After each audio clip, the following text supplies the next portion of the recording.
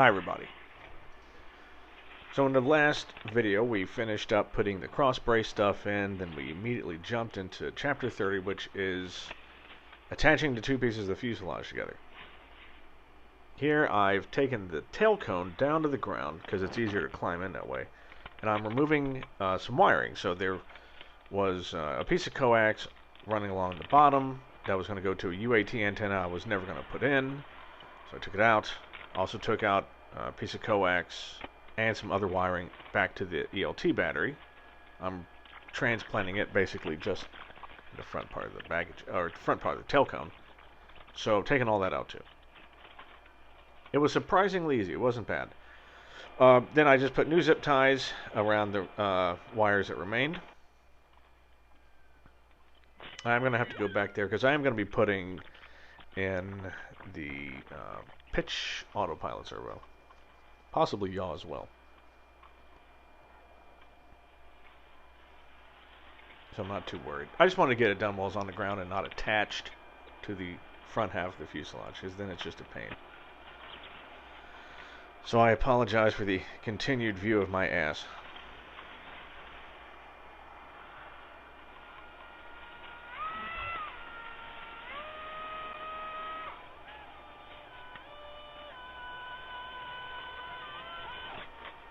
So once that's done, now it's time to put them back together.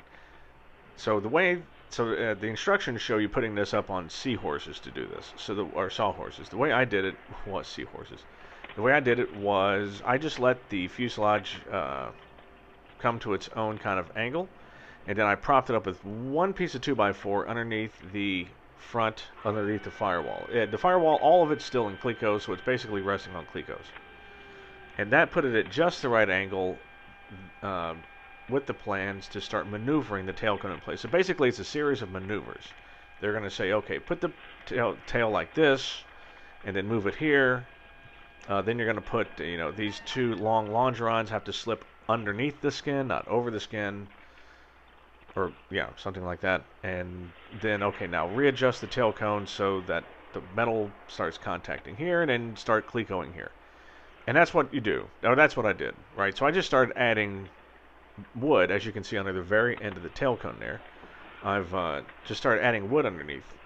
And after, I think it's about 4.5, 5 inches is the perfect resting place for it to be attached to the front half. And here you can see me clecoing it on.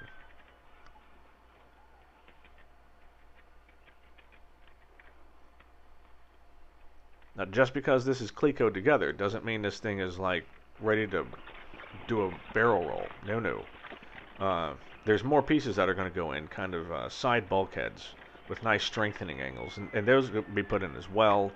And in the next few videos, you'll see that. So be wary about trying to move this whole thing by the tail. So I started taking like a piece of the wood out of the bottom of the tail, and then just start flexing the tail just ever so slightly, just to see if like the entire front fuselage responded.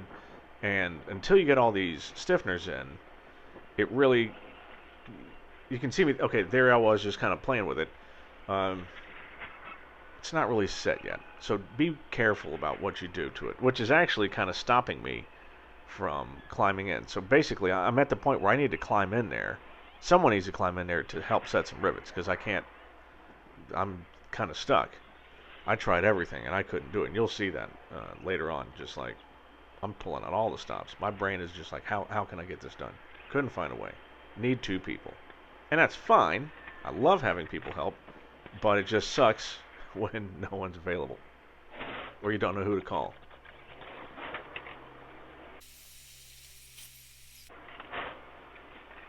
That was some fast forward darkness.